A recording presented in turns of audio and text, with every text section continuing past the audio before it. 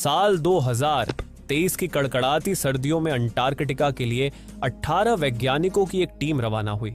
उनका मिशन था बर्फ के नीचे दबे प्राचीन नमूनों और मौसम परिवर्तन के आंकड़ों को इकट्ठा करना।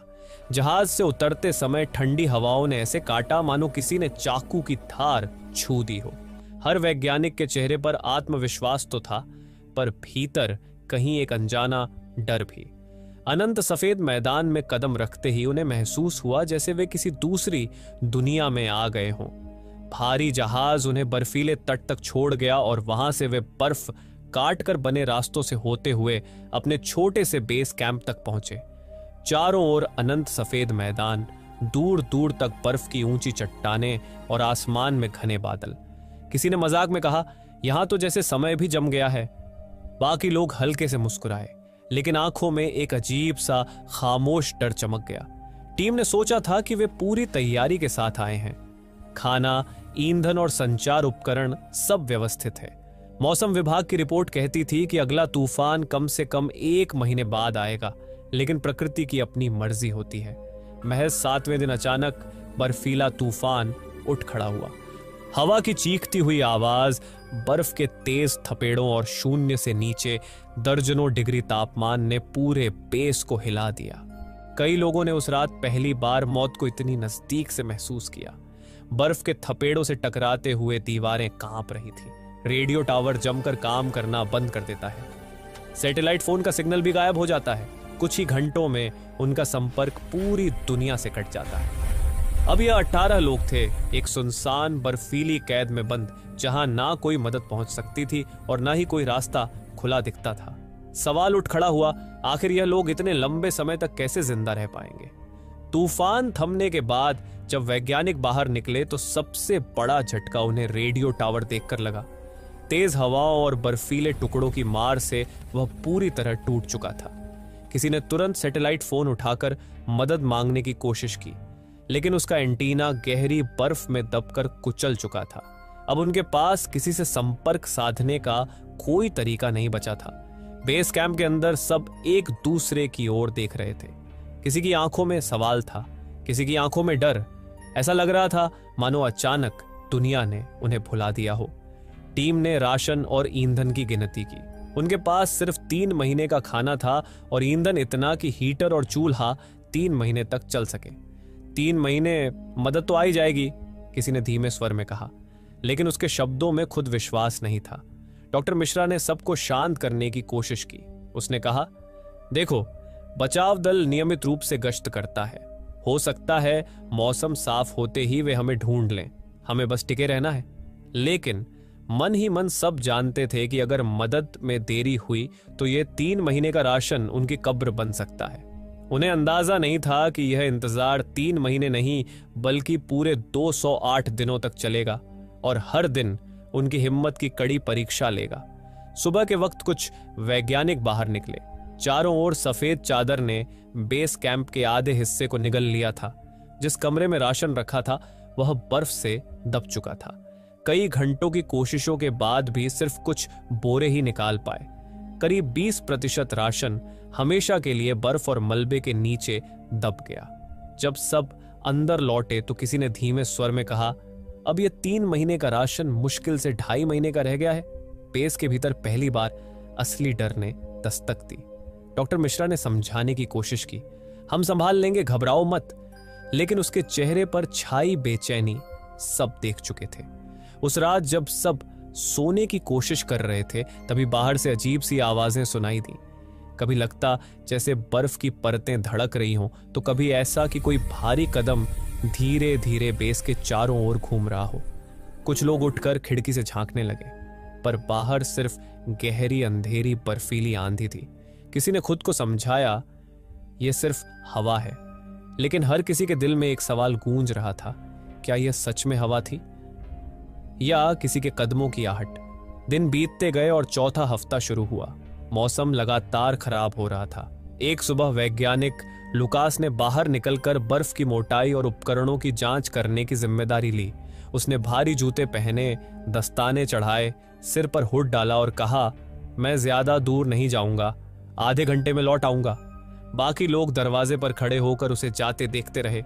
उसके कदम बर्फ में गहरे धंसते हुए धीरे धीरे दूर होते गए, लेकिन आधा घंटा 2 घंटे में बदल गया, फिर 4 घंटे बीत गए। बेस कैंप के लोग बेचैन होकर बाहर निकले। हवा में चीखती बर्फ, आंखों में जलन और चारों ओर सिर्फ सफेद आंधी। घंटों खोजने के बाद उन्हें बस लुकास के दस्ताने मिले, बर्फ में दबे हुए, ठंड से जमे हुए, ना उसके पैरों के निशान, ना शरीर का कोई सुराख। जब वे बेस में लौटे तो वहां सन्नाटा था। किसी ने धीमे स्वर में कहा, क्या वो बर्फ की गहरी दरार में गिर गया या कहीं और चला गया? किसी के पास कोई जवाब नहीं था। उस रात पूरी टीम करवटें बदलती रही। हर किसी के कानों में बाहर की हवा की आवाज गूंजती रही और मन में वही सवाल, क्या लुकास सचमुच हादसे का शिकार हुआ या उसके गुम होने के पीछे कोई और रहस्य छिपा था? दिन धीरे धीरे खिंचते गए। भूख और ठंड ने सबकी हिम्मत तोड़नी शुरू कर दी। बेस कैंप की तंग दीवारों के भीतर बंद रहना आसान नहीं था। हर सुबह कोई खिड़की पर जाकर बाहर झांकता, लेकिन नतीजा वही, बस अंतहीन सफेद वीरानी। कभी कभी लगता जैसे बाहर की बर्फ भी उन्हें घूर रही हो। धीरे धीरे कुछ वैज्ञानिकों का दिमाग साथ छोड़ने लगा। सबसे पहले एरन बोला कि उसने खिड़की से बाहर किसी इंसानी आकृति को खड़े देखा। वह हमें देख रहा था, स्थिर, बिल्कुल हिले डुले बिना। बाकी लोग घबराकर दौड़े और बाहर झांका, लेकिन वहां तो बस बर्फीला तूफान था, सफेद धुंध और सिसकती हवा। तुम थक गए हो एरन, हेलुसिनेशन है, किसी ने धीरे से कहा। पर एरन की आंखें अब भी चौड़ी थीं, मानो उसने सचमुच किसी को देखा हो। अगली रात सोफिया ने कहा कि उसने दरवाजे पर किसी के जोर जोर से खटखटाने की आवाज सुनी। दिल धड़कते हुए सब दरवाजे तक भागे। धीरे से ताला खोला, पर बाहर सिर्फ हवा की सिसकियां थीं। ना कोई इंसान, ना कोई निशान। किसी ने कांपते स्वर में कहा, क्या कोई हमारे बीच आना चाहता है? बाकी लोग चुप रहे। अब बेस में हर कोई एक दूसरे को शक भरी नजरों से देखने लगा। भूख ने उनके शरीर कमजोर कर दिए थे और डर ने उनके दिमाग पर कब्जा कर लिया था। नींद टूट टूट कर आती। कभी सपनों में कोई दरवाजे पर खड़ा दिखता तो कभी ऐसा लगता मानो बेस की दीवारें धीरे धीरे सिकुड़ रही हों। हर कोई अपने भीतर अजीब सी बेचैनी महसूस करने लगा। सवाल उठने लगे, क्या सचमुच बाहर कोई है या ये सब उनके दिमाग की बनाई हुई तस्वीरें हैं? एक बात अब साफ थी, असली लड़ाई सिर्फ ठंड और भूख से नहीं, बल्कि अपने ही टूटते हुए मानसिक संतुलन से थी। भूख और बेचैनी हर दिन बढ़ने लगी थी। राशन का हर टुकड़ा अब सोने से भी कीमती लगने लगा था। टीम में बहसें शुरू हो गईं। कोई कहता, तुमने अपनी बारी से ज्यादा खाना ले लिया, तो कोई गुस्से में चिल्लाता, कल रात तुम चुपचाप बाहर क्यों गए थे? धीरे धीरे शक और आरोप एक दूसरे पर टूटने लगे। सबसे बड़ा विवाद तब हुआ जब मार्क ने अचानक कहा, लुकास अपने आप नहीं खोया, शायद उसे किसी ने जानबूझकर बाहर भेजा था। कमरे में सन्नाटा छा गया। किसी ने उसकी बात का विरोध नहीं किया, लेकिन किसी ने समर्थन भी नहीं किया। हर किसी के मन में यह शक अब घर कर चुका था कि शायद उनके बीच ही कोई ऐसा है जो सच छिपा रहा है। डॉक्टर मिश्रा ने सबको शांत करने की कोशिश की, लेकिन उसकी आवाज में अब वह पहले वाली दृढ़ता नहीं थी। हर किसी की आंखों में डर के साथ अब शक भी झलकने लगा था। कोई किसी पर भरोसा करने को तैयार नहीं था। अब यह सिर्फ जीवित रहने की लड़ाई नहीं रह गई थी, बल्कि यह सवाल उठ खड़ा हुआ था, क्या 18 लोगों की इस टीम में सचमुच कोई धोखेबाज छिपा है? धीरे धीरे दिन खिंचते गए और 2 महीने पूरे हो गए। ठंड और भूख अब हर चेहरे पर साफ दिखाई देने लगी थी। किसी का चेहरा पीला पड़ चुका था तो किसी की आंखों के नीचे गहरे काले घेरे बन गए थे। ठीक तभी अचानक किम नाम की वैज्ञानिक बीमार पड़ गई। पहले तो सबको लगा यह सामान्य थकान होगी, लेकिन उसकी हालत तेजी से बिगड़ने लगी। तेज बुखार, लगातार खांसी और शरीर का बेकाबू कांपना। बेस कैंप में दवाइयां सीमित थीं, जो बची थीं वे काम नहीं कर रही थीं। किम का चेहरा जलती हुई आग की तरह लाल हो जाता और अगले ही पल वह बर्फ की तरह ठंडी हो जाती। उसकी सांसें भारी हो रही थीं। टीम ने जितनी दवाइयां थीं सब आजमा ली। कोई उसके सिर पर बर्फ की पट्टियां रखता, कोई उसे गुनगुना पानी पिलाने की कोशिश करता। हिम्मत रखो, हम बचा लेंगे तुम्हें, सोफिया ने उसके कान में कहा। लेकिन उसकी आंखों से आंसू बह रहे थे। 3 दिनों तक सब उसे बचाने की कोशिश करते रहे, लेकिन चौथे दिन सुबह किम ने आखिरी सांस ली। बेस कैंप में पहली बार मौत की सच्चाई सामने खड़ी थी। अब टीम 18 से घटकर सिर्फ 16 रह गई थी। किम के शांत पड़े चेहरे को देखते ही हर किसी के दिल में डर और गहरा गया। अगर बीमारी ने उसे छीन लिया तो अगला नंबर किसी का भी हो सकता था। कमरे के भीतर मौत की गंध महसूस होने लगी। सब जानते थे कि शव ज्यादा देर तक अंदर नहीं रखा जा सकता। भारी मन से उन्होंने किम के शरीर को मोटे कपड़ों में लपेटा। ठंडी हवा चीरते हुए सब बाहर निकले। बर्फ में गहरी खाई खोदी गई और किम को वहीं दबा दिया गया। जब सब अंदर लौटे तो बेस में एक अजीब सी चुप्पी फैल गई। किसी ने कुछ नहीं कहा, सिर्फ निगाहें एक दूसरे के चेहरों पर घूमती रहीं। हर किसी की आंखों में यह डर साफ लिखा था, यह तो बस शुरुआत है। सवाल अब यह था, क्या अगला नंबर उनमें से किसी और का होगा? दिन और रात का फर्क धीरे धीरे मिटने लगा था। खिड़की से झांकते तो चारों तरफ बस सफेद मैदान दिखाई देता। अनंत तक फैली बर्फ, ऊंचे ऊंचे बर्फीले ढेर और आसमान में ठहरा हुआ सन्नाटा। ना कोई पक्षी, ना कोई जानवर, ना ही कोई हरकत। यह वीरानी इतनी गहरी थी कि कभी कभी लगता मानो पूरी दुनिया में वे ही अकेले इंसान बचे हों। और इस खामोशी के बीच हर कोई अपनी धड़कनों की आवाज सुन सकता था, धीमी, टूटी फूटी, डर से कांपती हुई। किम की मौत के बाद बेस कैंप और भी भारी लगने लगा। हर दीवार अब किसी कैद खाने जैसी महसूस होती थी। लोग धीरे धीरे खामोश होते जा रहे थे। खिड़की से झांकते तो चारों तरफ वही सफेद सुनसान मैदान, मानो कोई अंतहीन मरुस्थल हो। बस फर्क इतना कि यहाँ रेत की जगह बर्फ थी। कुछ वैज्ञानिकों ने धीरे धीरे अपनी राय रखनी शुरू की। एरन ने कहा, अगर हम यहाँ बैठे रहे तो भूख और बीमारी हमें खा जाएगी। हमें पैदल निकलना होगा। 800 किलोमीटर दूर एक पुराना रिसर्च स्टेशन है, शायद वहां मदद मिल जाए। सोफिया ने तुरंत विरोध किया, 800 किलोमीटर? इस बर्फ पर पैदल चलना आत्महत्या है। रास्ता कौन दिखाएगा? ना खाना है, ना कोई ठिकाना। और अगर बीच में तूफान आ गया तो? कमरे में हलचल बढ़ गई। कोई कह रहा था निकलना ही होगा, कोई कह रहा था रुकना ही सुरक्षित है। डॉक्टर मिश्रा ने सबको शांत करने की कोशिश की। सुनो, हमें फैसले में जल्दबाजी नहीं करनी चाहिए। हमारी सबसे बड़ी ताकत है साथ रहना। अगर हम बढ़ गए तो बर्फ हमें अकेले एक एक करके निगल जाएगी। लेकिन मिश्रा की बात अब पहले जैसी असरदार नहीं रही थी। लोगों के चेहरों पर थकान, भूख और शक साफ झलक रहा था। आखिरकार सबने तय किया कि यहीं रुकना बेहतर है। शायद बचाव दल किसी दिन हमें ढूंढ ले। फैसला तो हो गया, लेकिन दिल के भीतर एक सवाल गूंजता रहा, क्या उनका यहीं रुकना समझदारी थी या यही उनकी सबसे बड़ी गलती साबित होगी? समय धीरे धीरे रेंगने लगा। घंटे दिनों में और दिन हफ्तों में बदलते रहे। राशन की बोरियां अब लगभग खाली हो चुकी थीं। हर रात खाने की गिनती करते समय सबके चेहरे पर तनाव साफ दिखाई देता। किसी के हाथ कांपते, किसी की आंखें गुस्से से लाल हो जाती। भूख अब सिर्फ पेट की तकलीफ नहीं रही थी, बल्कि दिमाग पर भी हावी हो चुकी थी। कई लोग अपने सपनों में खाने के ढेर देखते और नींद टूटते ही बर्फ और खाली बर्तन पाते। कमजोर शरीर और ठंडी हवाएं इंसान की हिम्मत तोड़ने लगी थी। बातें अब फुसफुसाहट में होने लगी। लोग एक दूसरे को शक भरी निगाहों से देखते। जरा सी आवाज पर किसी का दिल धड़कने लगता। धीरे धीरे उनका भरोसा भी पिघलने लगा था, ठीक वैसे ही जैसे सूरज की हल्की किरण में बर्फ पिघलती है। समय धीरे धीरे रेंग रहा था। हर सुबह उठकर लोग सबसे पहले खाली बोरियों को देखते, फिर एक दूसरे को, मानो चेहरों पर ही जवाब ढूंढ रहे हों। राशन अब लगभग खत्म हो चुका था। बचे खुचे दाने इतने कम थे कि गिनकर बांटे जाते।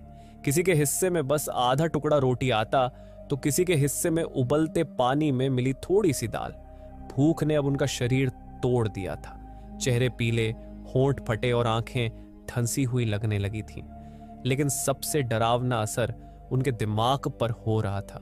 लोग सपनों में खाना देखते, सुबह उठते तो किसी के हाथ कांपते रहते, मानो सपने से निकला हुआ निवाला पकड़ने की कोशिश कर रहे हों।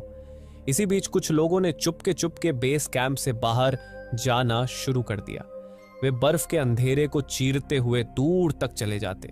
बाकी लोग समझ नहीं पाते कि वे क्या खोज रहे हैं। एक रात जब बाकी सब अंदर थे, 2 वैज्ञानिक घसीट कर एक मरा हुआ सील ले आए। उसका मांस जमकर सड़ चुका था। बदबू इतनी तेज थी कि पास खड़े होना भी मुश्किल था, लेकिन भूख ने उन्हें मजबूर कर दिया। उन्होंने उसे आग पर हल्का सेक कर खाना शुरू कर दिया। यह नजारा देखकर बाकी लोग सहम गए। सोफिया चीख उठी, तुम लोग पागल हो गए हो, यह हमें मार देगा। लेकिन उन दोनों की आंखों में भूख इतनी गहरी थी कि मानो डर भी हार मान गया हो। उनकी उंगलियां कांपते हुए भी उस मांस को पकड़ रही थीं, जैसे वह आखिरी उम्मीद हो। कुछ घंटों बाद उनमें से एक को तेज उल्टियां होने लगीं, दूसरे को बुखार चढ़ गया और वह बेस के कोने में गिर पड़ा। बाकी लोग दूर खड़े बस उन्हें देखते रहे। कोई पास जाने की हिम्मत नहीं जुटा पाया। हर किसी के दिल में डर, घृणा और लाचारी एक साथ उमड़ रही थी। किसी ने धीमे स्वर में कहा, क्या इंसान भूख के सामने सचमुच अपनी इंसानियत खो देता है? उस रात किसी को नींद नहीं आई। हर किसी के कानों में वही आवाज गूंज रही थी, भूखे पेट की गुहार, किसी की कराह और बर्फ के बाहर बहती हवा की सिसकियां। धीरे धीरे सबको एहसास होने लगा कि भूख सिर्फ शरीर की कमजोरी नहीं है, ये इंसान की आत्मा को भी चीर कर रख देती है। लंबे अंतहीन लगते दिनों के बाद आखिरकार वह सुबह आई जिसने सबकी धड़कनें तेज कर दी। ये बेस में उनका 208वां दिन था। ठंडी हवाओं के बीच अचानक आसमान से एक अजीब सी आवाज सुनाई दी, पहले धीमी फिर धीरे धीरे तेज होती हुई। सब खिड़कियों से बाहर भागे। किसी ने कांपती आवाज में कहा, यह इंजन की आवाज है, हेलीकॉप्टर। आसमान में एक छोटा सा धब्बा नजर आया जो धीरे धीरे पास आता गया। थके हारे, भूख से टूटे और मानसिक रूप से बिखरे हुए सभी वैज्ञानिक बेस से बाहर निकल पड़े। आंसुओं से धुंधली आंखें चमक उठी। कोई बर्फ पर घुटनों के बल गिर पड़ा तो कोई हाथ उठाकर आसमान की ओर चिल्लाने लगा, हम बच गए, आखिरकार हम बच गए। हेलीकॉप्टर बर्फ पर उतरा। दरवाजा खुला और बचाव दल के जवान हाथ हिलाते हुए बाहर आए। उनकी गर्म सांसें भी राहत की तरह महसूस हो रही थीं। 16 बचे हुए वैज्ञानिक लड़खड़ाते कदमों से उनकी ओर बढ़े। कोई रो रहा था, कोई बर्फ को चूम रहा था। इतने महीनों बाद किसी इंसानी चेहरे को देखना ही उनके लिए चमत्कार जैसा था। लेकिन तभी एक जवान ने गिनती करते हुए नोटबुक में नाम दर्ज करना शुरू किया। उसके माथे पर शिकन पड़ गई। उसने कहा, रुको, हमारी लिस्ट में तो सिर्फ 14 नाम दर्ज हैं। सबके चेहरे जम गए। एक क्षण के लिए लगा मानो हवा भी थम गई हो। वैज्ञानिक एक दूसरे को देखने लगे। किसी ने फौरन गिनती शुरू की। 1, 2, 3। गिनती खत्म हुई तो सामने 16 लोग खड़े थे। सब स्तब्ध रह गए। सन्नाटा इतना गहरा था कि बर्फ की सरसराहट भी साफ सुनाई दे रही थी। यह कैसे हो सकता है? डॉक्टर मिश्रा बुदबुदाए। हमारे साथ तो सिर्फ 18 लोग आए थे कि मर गई, लुकास खो गया, तो बचे 16 कैसे? किसी ने घबरा कर कहा, क्या 2 अजनबी इतने दिनों से हमारे साथ थे? लोगों की सांसें रुक सी गईं। हर किसी के दिमाग में पिछले महीनों की यादें तैरने लगीं। क्या उन्होंने कभी उन 2 चेहरों के साथ खाना बांटा था? क्या वे सचमुच बातचीत करते थे या फिर वे बस परछाइयों की तरह अंधेरे में घूमते रहे?